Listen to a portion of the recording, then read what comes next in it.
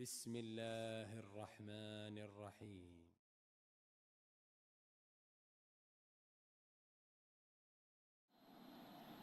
Адамдар кылып жүргөн акыйданы бузуучу кээ бир иштер бар.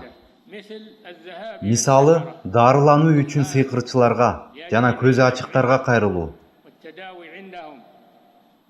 Туура, эгер адам ооруп калса, ал оорудан сакаюу үчүн дарылануу издейт. Мунун жамандыгы жок. Бул тууралуу пайгамбар саллаллаху алейхи ва саллям айткан: "О Аллахтын пенделери, оорудан сакаюу үчүн дарыланууга аракет кылгыла, бирок аны арамдан издебегиле. Эгер адам айыгууну адал жол менен издесе, анда күнөө жок." Пайгамбар саллаллаху алейхи ва саллям айтты: "Аллах дарысы жок бир дагы оору жиберген эмес. Эми аны билгендер билди, билбегендер билбеди.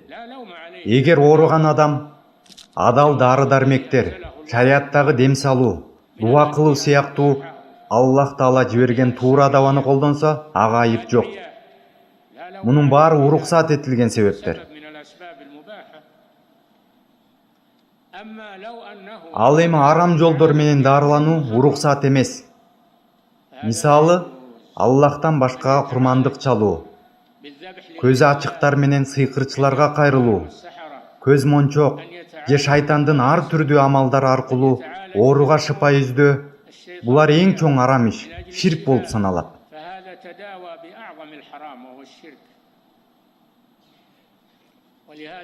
Ошол себептен пайгамбар саллаллаху алейхи ва саллям айтты: "Кимде ким төлгөчүгө же көзү ачыкка барып, ал айтканга ишенсе, ал киши Мухаммедке түшүрүлгөн нерсеге капырлык кылыптыр."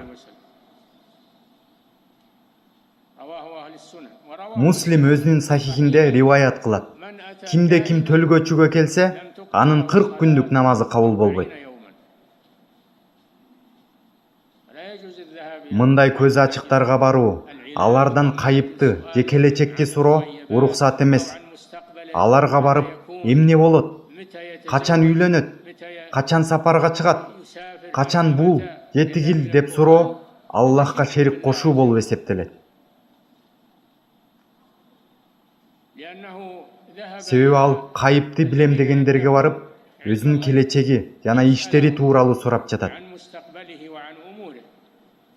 Мындай адам Аллахка тобокел кылбайт жана кайып илми бир гана Аллахка таандык экендигине ишенбейт. Ошондой эле адамдын башына сыйкыр деген өтө коркунучтуу оору келиши мүмкүн. Мындай сыйкырга пайгамбар саллаллаху алейхи ва саллям да чалдыккан. Аны бир жөөт окутуп сыйкырлаган эле. Чындыгында муну уруксаат берилген жолдор менен гана дарылоо зарыл. Шариатта келген дем салуу аркылуу жана адал дары-дармектер аркылуу дарылоого болот. Аллах бир дагы оору жиберген эмес, анын айыгуу жолун кошо жибермейинче. Ал эми сыйкырды сыйкыр менен дарылоо капырчылык жана акыйданы бузуу. Пайгамбар саллаллаху алейхи ва саллям айтты: "Ким көзү ачыктык кылса же кылдырса, ким жаман ырым-жырымдарга ишенсе же ырым-жырым кылып бер деп суранса, ким сыйкырчылык кылса же сыйкырлап бер деп суранса, ал бизден эмес. Ошол үчүн кандай жагдай болбосун, сыйкырчыларга баруу болбойт. Эгер бирөө барса, демек алардын иштерине ыраазы экен. Ал эми алардын кылган иштери Аллахка капырчылык болуп саналат." Аллах Таала айтты: "Бирок шайтандар капыр болушкан. Алар адамдарга сыйкырчылыкты үйрөтүшкөн. Сыйкырды үйрөнүү жана үйрөтүү. Бирок алар: биз фитна болобуз, капыр болуп калбагыла деп айтмайынча эч кимге сыйкырчылыкты үйрөтүшкөн эмес." Бул сыйкырдын капырчылык экендигине далалат кылат. Аны үйрөнүү жана үйрөтүү, ошондой эле аны менен дарылануу, мунун баары капырчылык. Ошол үчүн сыйкырчыларга барып, сыйкырдан дарылануу болбойт. Пайгамбарды саллаллаху алейхи ва саллям сыйкырлашкан жана сыйкыр ага таасирин тийгизген. Анткени ал кадимкидей эле инсан. Адамдардын башына келчү оору жарат жана башкалар пайгамбардын да башына келчү. Ошондой эле ага окуткан сыйкыр да таасирин тийгизди. Бирок ал дем салып рукуя менен дарыланды. Жебирейил периште ага келип Куран окуду. Ихлас, Фалак, Нас сүрөлөрүн үйрөттү. Андан соң Аллах ага шыпа берди. Мына ушул ыкма сыйкырдан дарылануунун туура жолу. Себеби сыйкыр Куран жана тиешелүү дуалар аркылуу дарыланат. Аны дарылоо үчүн сыйкырчыларга баруу арам. Дененин оорусу акыйданын оорусу менен кантип дарылансын? Аллах андан сактасын. Дененин оорусун кантип жүрөктүн оорусу менен дарыласын? Мындай болсо оору кайтып келе берет. Аллахка тоокел кылуусу керек. Анын мээриминен үмүт үзбөстөн, балким бардык шыпа Аллахтын колунда жана жеңилдик жакын деп билүүсү керек. Аллах тууралуу оюн түзөп, туура жана уруксаат берилген себептерди алуу керек. Аллах жакын жана жооп берүүчү го. Үмүттү үзбөсүн, акыйданы бекем сактасын. Керек болсо ага жашоодон жана денеден да көбүрөөк кам көрүү зарыл. Себеби адамдын акыйдасы бузулса, ал өзүнүн бул жашоосун жоготот жана акыретин да жоготуп, ачык адашууга дуушар болот. Ошол үчүн буга көңүл буруу керек. Дагы акыйданы буза турган нерсе бул татайюр. Башкача айтканда, ар кандай ырым-жырымдарга ишенүү.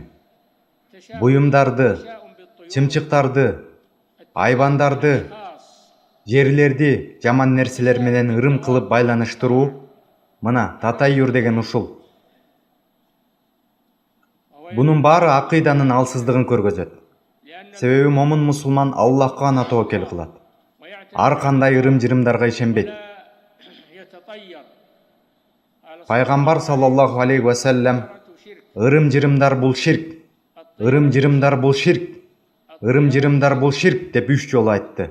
Ибн Мас'уд, Аллах андан ыраазы болсун, айткан: ар бирибизде ушундан бир нерсе бар. Башкача айтканда, ал нерсеге ким болбосун дуушар болушу мүмкүн. Себеби ал жөн эле инсан. Эгер адам өзүнө жакпаган нерсе көрүп калса, ал нерсени ырым-жырымга айлантып жибериши мүмкүн. Мындай учурда ал эмне кылышы керек?